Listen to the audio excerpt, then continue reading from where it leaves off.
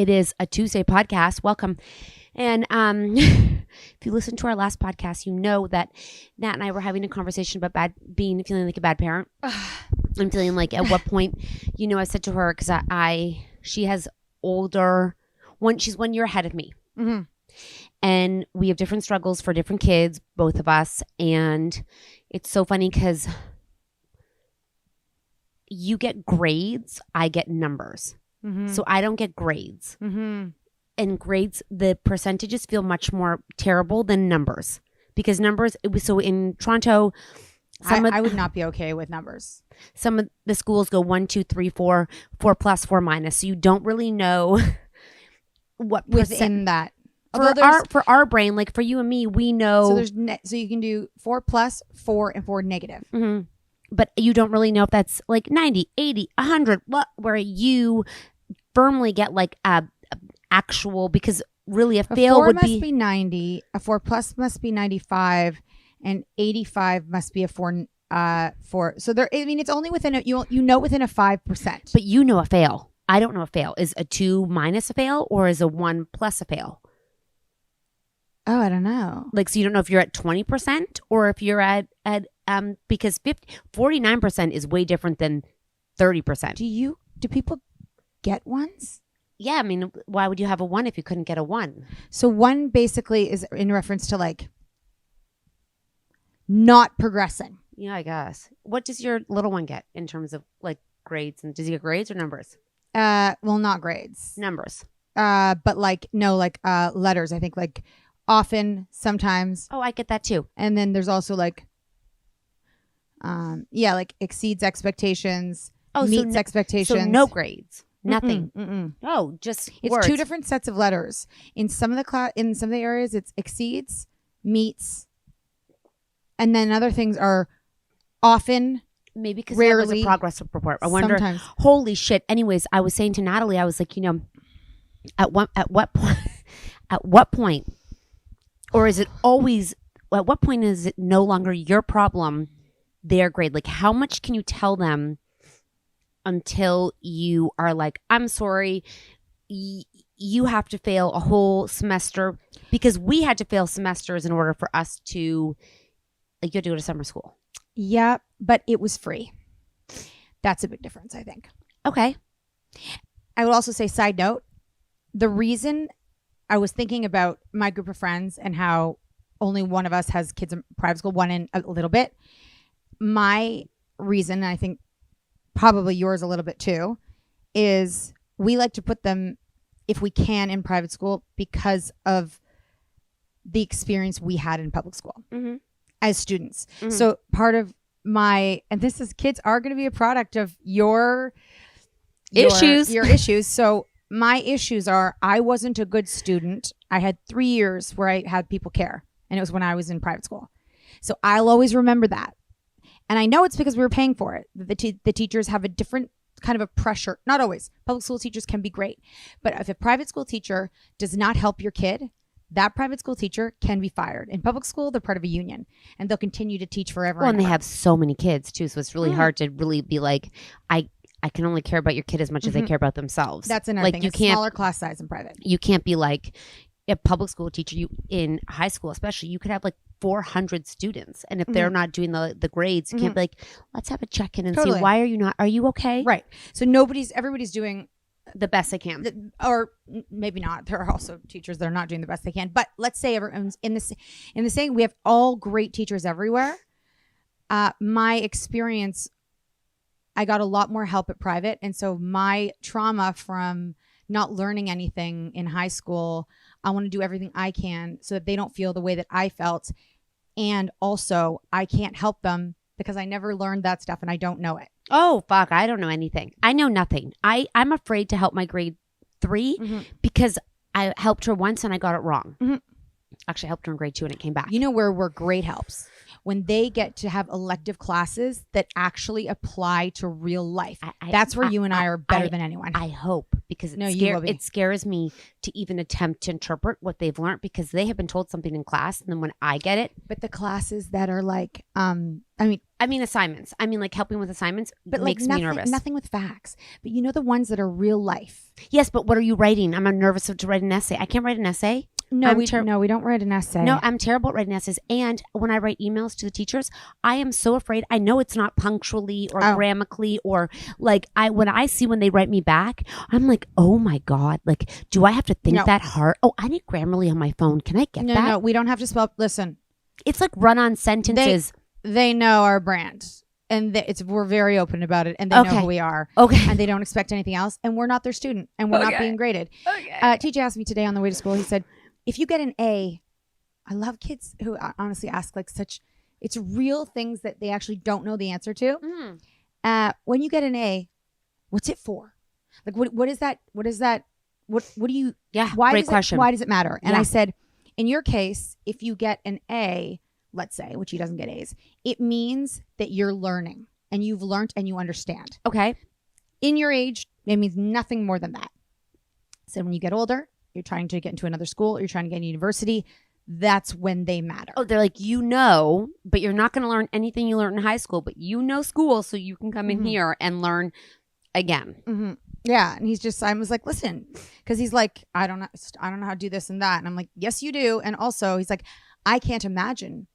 I see the grade 5s. I can't imagine being the grade 5s and still knowing what I know, which is not enough. And then I was like, no. I go, first of all, your report card's amazing. But also, these grades aren't for anything other than just to show us that you're able to learn. Right. I'm like, is that, bruh? But then you get mad at your older ones for bad grades. I don't get mad at anyone for bad grades. Oh, no. No. You just say, do better. Yes. If you're getting a 57 and I'm paying for you to go to school to learn and you're not utilizing that, you're wasting my time and money. Because if you have 57%, you're not learning everything. Would you care if they were at public school and got 57%? I would too, because I feel like, again, you're going to end up like me. And you're going to end up But they're going to be like, that's great. I don't mean me where my career is now, but the feeling of feeling so lost in school. And I know what that feels like. And I happen to be a very, like you, resilient, self-confident, somehow we're instilled with. Because our parents didn't do anything for us. We've always just kind of had the feeling that I'm pretty great and I'm pretty capable. Boom. But that I cannot assume that for all of my children. Okay. So if you're getting a 57 and you're not learning and that's going to crush your confidence, that's going to be my fucking problem. Okay, got it. You know what I mean? Because confidence is so important. And feeling like you know what's going on is really great. I was really good at being lost and still happy. Yeah. But not everybody is.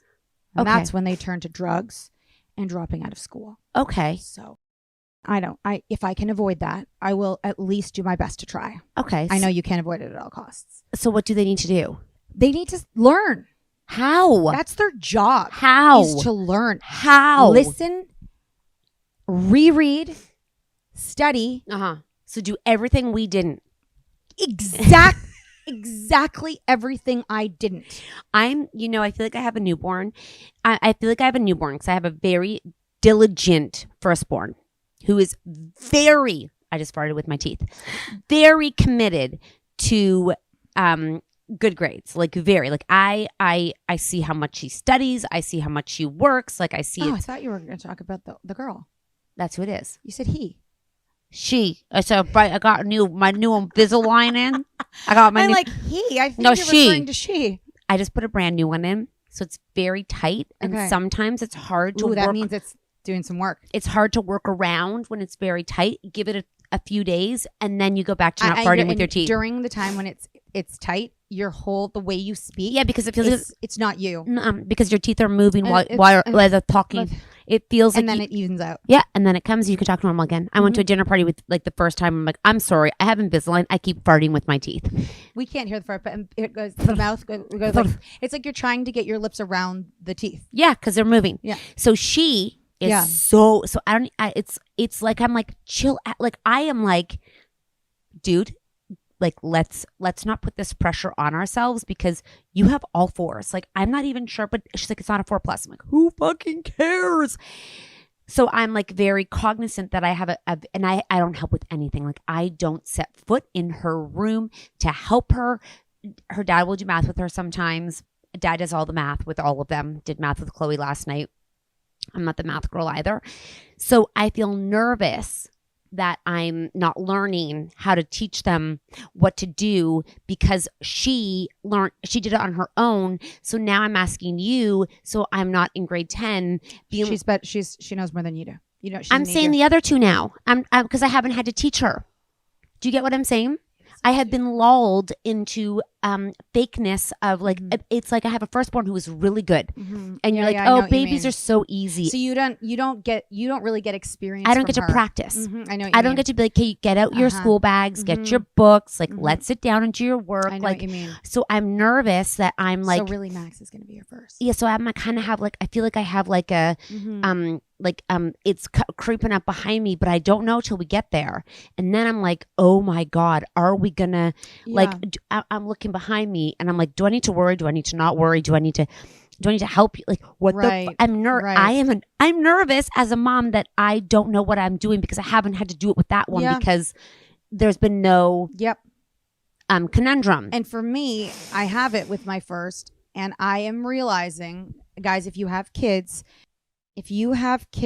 that are younger and you taught me this, by the way. You taught me this. Yeah, I know. If they don't have any homework and they don't study, as soon as they start getting homework and studying, make sure that they're doing it. But tell them why tell them why they need homework, because we were so anti-homework.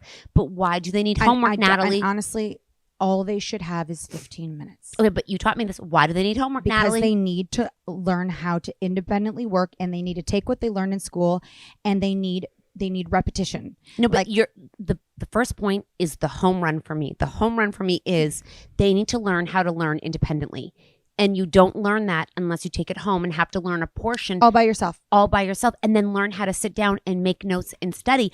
And I'm like, and Olivia said to me, I don't know how to study. And she goes, if I were you, I would take Max in the summertime, send him to a tutor to learn how to study, so that then when he goes, he can learn how to study, because no one's teaching them how to study. And I guess we're supposed to take them home and do homework. No, we're not. And study with them. No, we're not. But how do they know to study then?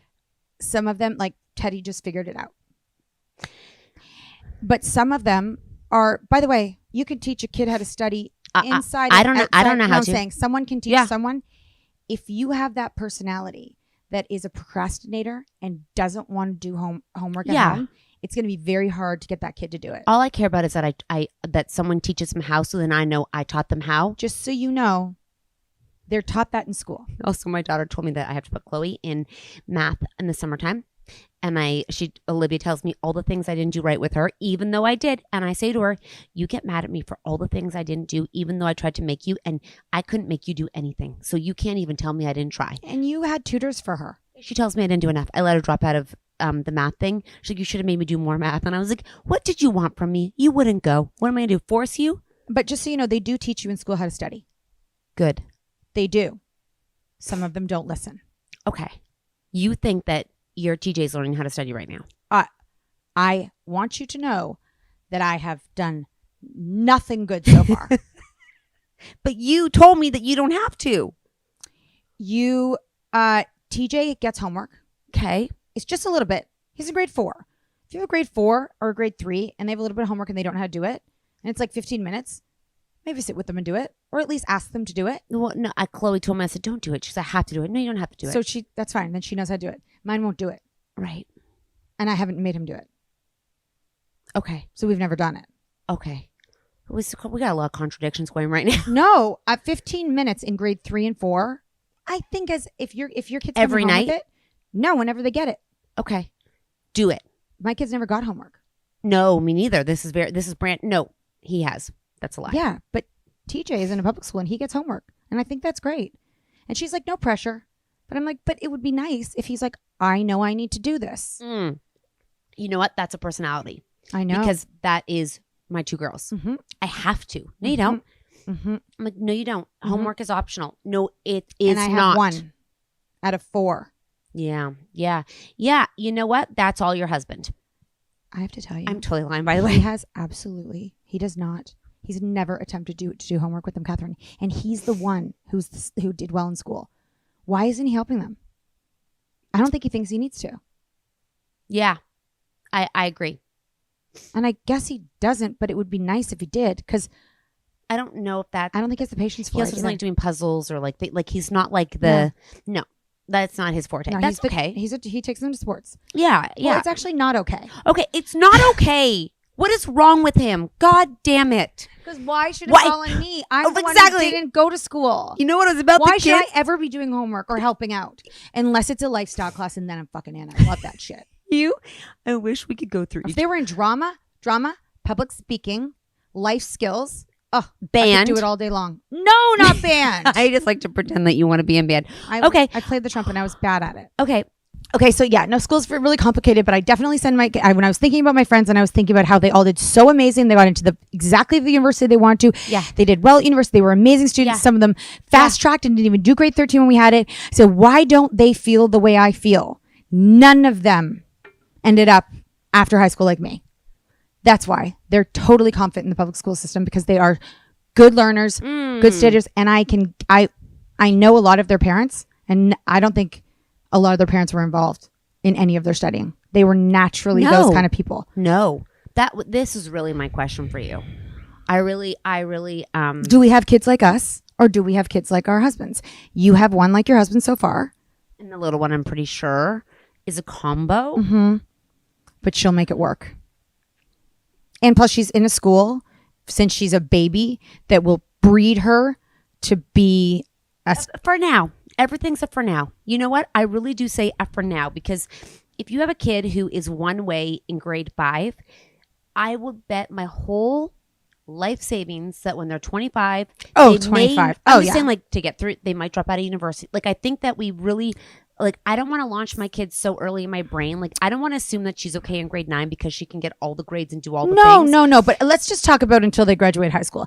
I feel like all of them have been consistently the same kind.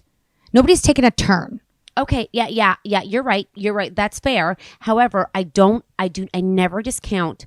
I am never surprised that one of my kids could do a fucking, not the 360, but that other one where you go the opposite direction, Yeah. because the 360 is full circle. Yeah. So I am never, like, no one's in the bag. It's like the same thing as we say, never say my kid would never. Same thing. I have never know. trepidation that I would never be like, I'm always prepared for something to go sideways and it not be what I expect them to be based on who they are today. And by the way, I think that as a parent, if you're hearing that, I think that's respecting them as a human being. Yeah. And not saying they're just going to be like this forever, because that's what they are. If you think that they're never going to change or make a big turn or make some huge different decisions or take another path, then you're suggesting that they're not a unique individual that is going to have their own journey. And you don't want that for your kid, no matter whatever happens. I know that I was, when my kids think of me of like, what I did was bad. I was bad, okay? But I was never disrespectful. Mm-hmm. I was never like a dickbag. I was never rude. I was a good girl who did bad things. Mm-hmm. And I don't think when you saw me, you would expect what I did. Mm-hmm. And I guess you can be a good person and make bad decisions. But I also think those bad decisions that we were making it's sort of like how, like babies and toddlers, they try out behavior to see reactions. I think when we were teenagers, some of the bad decisions I was making were sometimes just to see what would happen. Totally. Yeah. But I'm like, and when my kids are like, what would you do? If I'm like, I actually expect this behavior and I'm surprised you're not doing it. That I'm like, sometimes that concerns me more than you actually doing it. But I'm like, I'm respecting where you're at. So I expect my children to experiment with drugs and alcohol. I expect it. I fully am like, if they go out, I expect that they'll get wasted. It's an expectation. If you don't, wow, you were more evolved than I was. Or it's not for you, because sober living is a thing now. Oh yeah, that. I mean, I had a friend who never drank. Me too. She drove. Yeah, Bronwyn was her name. She was great. She'd drive everybody. We'd all be drunk, and 'cause she didn't live in the city, she had a car. She'd drive us to all the parties and drive us all home at like 3 a.m. Okay, so I had a friend who lived in the city, didn't have a car, never did drugs or alcohol. This girl. Okay, I remember we were graduating. Mm-hmm. She went off to the best university. Mm-hmm. Like, is she gonna be like this for? She was also fun and really cool. Yeah. Is she gonna be like this for fucking ever? Got to university, Fucking hog wild. reasonable, just like everybody else. Oh. She just Waited. waited. She just waited. And yes, she did go crazy. I mean, not in a way that ever derailed her life. Yeah. But I thought, wow, like, what were you waiting for? She was just not ready. Yeah. No, I respect that. I'm not like, what's wrong with you? But you know what I You're mean? weird. Yeah. Just because it wasn't their thing at this time. Yep. Doesn't mean it's not going to happen. So the expectation is like, I'm prepared. I'm not like, don't you ever? I'm like, I'm surprised you don't, but I'm not like, go do it. I'm proud of you for knowing who you are farther along with knowing what you don't want. And for those of you guys who don't know, there are a demographic of kids now where they just like, oh, they're sober. Like they go to parties, but everyone knows they don't do that. And that Wasn't your sister yeah, she was straight? Yeah, she was sober. Yeah. Didn't drink, didn't do it. So it kind of like, but I remember you told me like the kids will point out, oh, they're sober, they don't do that. And it's accepted. It's not like you have to lie and be like, I'm drunk and pretend you're not. It's just like, oh, those kids are sober. They're cool, but they're sober. They come to the parties. They Because don't judge us. when we grew up, that may have been that one friend, You had to lie. but nobody was sober. No. But you got fake drunk, so you could fit in. And the only reason that you and I got fake drunk was because we were like, we live in a dangerous city downtown. Like, I don't want to end up in a corner barfing of a subway station. I'm pretty sure I didn't fake drunk. I'm pretty sure I got real drunk. Oh, I would get tipsy, but I would pour. Let's say if I I do that now.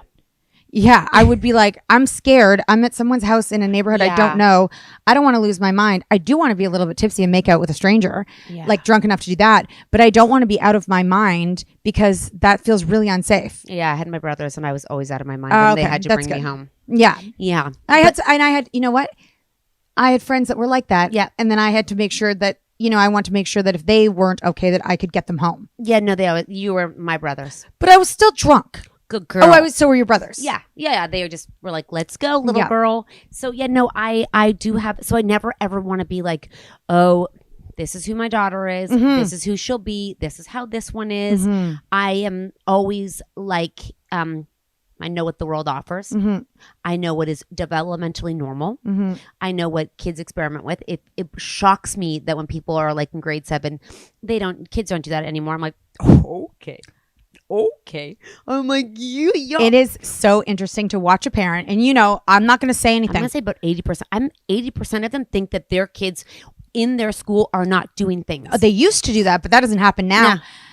I love. When they were younger, it happened, but now that their kids are there, that doesn't happen. And I love to watch the parents try to be like so sure, and I just sit there. I'm never going to say anything to them. I'm not going to be like, "Are you sure?" I'm not going to be that person. But I sit there and I'm just like, "That's so funny." Yeah, like do you really believe that? It's a lie. Because we look at our children sometimes too, like they're our babies. How could they possibly know people who are doing drugs and having sex? Like, they're our babies. I understand your perspective, parents, but there is nowhere in the world that kids in junior high aren't doing lots of naughty things. Oh, yes. I don't care if it's private, public, Catholic. Oh, no, it doesn't matter anymore. Whatever religious school you go to. One place. It is one world of where they all interact. Yeah, no. So I happen to be on the spectrum of like, when you go out, I'm not going to be, don't drink. I'm like, if you drink, call me. And that is probably very controversial for many of you. Not for us. But if you are a mom or a parent and you're not part of the common parent, you'll know what you should, because it's like the best thing you could ever learn. And you're going to hit, and you're going to get an emergency, and you're not going to go out of turn.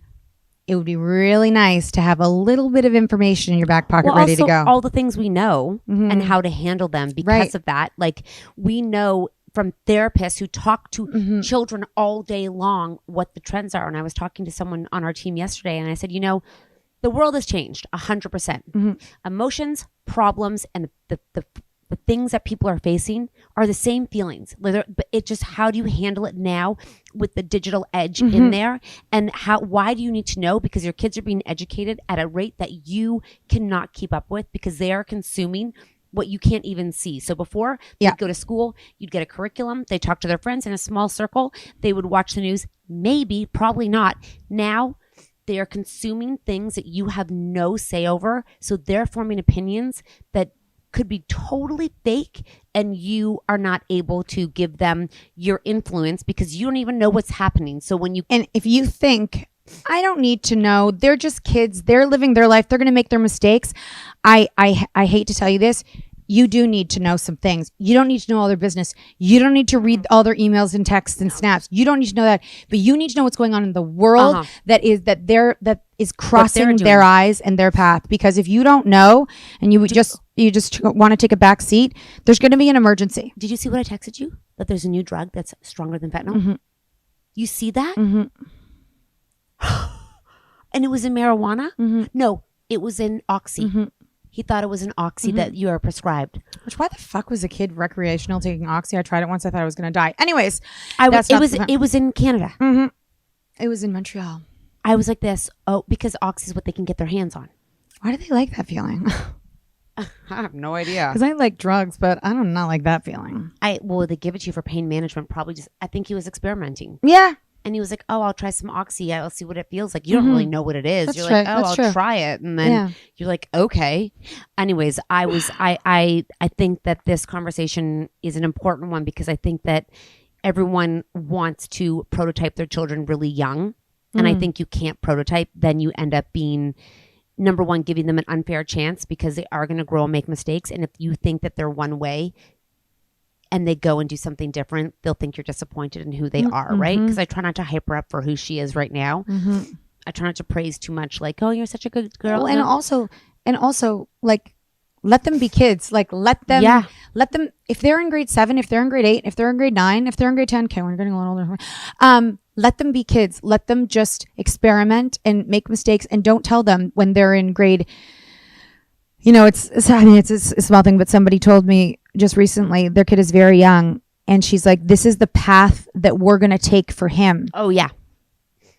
He's young. We're going to take this path for him. You don't even know who your grade 7 is going to be. Your grade 5 is not your grade 7. No. You're already planning a path for him. And so now if he doesn't do that path, they know you've disappointed. knows you've disappointed them. And the best thing you can say to your kid, and you can join the common parent, but one of the best things you can say to your kid is, I fully expect you to make mistakes. It is an expectation you're going to make mistakes. I'm here to help you through them. They're not always going to be easy, but you can come to me with anything, because I think that we think what your kids are doing in their sub life, which you don't know, and they're different people in their sub life. Like, I think sometimes our kids are like, you don't even know what they're like behind without parents there. And I think that that's a really important conversation, is to know, you know, kids will do dumb things when they think they're going to disappoint their parents in a really big way. And we know that some kids have taken their lives because they've done something what they think is monumental. They couldn't possibly face their parents.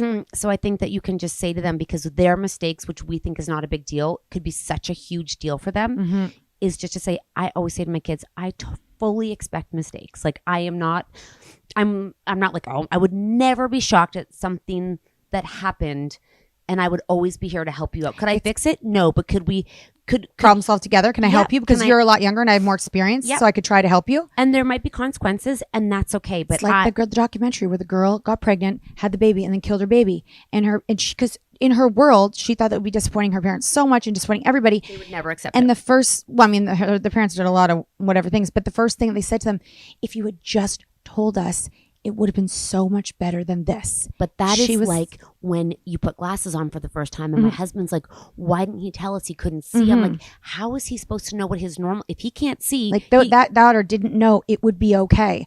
Of course. I was so young when my mom told me, I remember driving in the car, if you ever get pregnant, just let me know. Okay. A couple things. Number one, and guys, I don't want to put, I guess my mom was a pro-choice and always has been. Which means? Pro-choice means it's your decision to have the baby or not have the baby. Okay. So I know like there's lots of people that are against abortion. I get that. I, at a young age, knew my mom was pro-choice. And when she told me, if you get pregnant, I was young. I wasn't even having sex. Okay. But she didn't know that for sure. Yep, for sure. Yep. She said, you just make sure you let me know. That was the end of the conversation. I'll never forget her saying it. I got no context. I mean, maybe something had happened where someone had gotten pregnant or something along the lines. No, but I had a friend that she got pregnant in grade 8, and she had the baby. And I guess we were a friend. Well, she was my friend in junior school. Wow. And then whatever. But I think that maybe the conversation was leading towards, I can't think of another reason why we were talking about it. And then she put down her opinion on that and she left it. And I always thought to myself, like, if I were to get pregnant or get into a sticky situation, I know I could go to her. Yep. She could, even that alone, let her know. Mm-hmm. That is your tip for the day. Thanks for joining us. We'll see you all next week. Happy whatever day you're listening to this.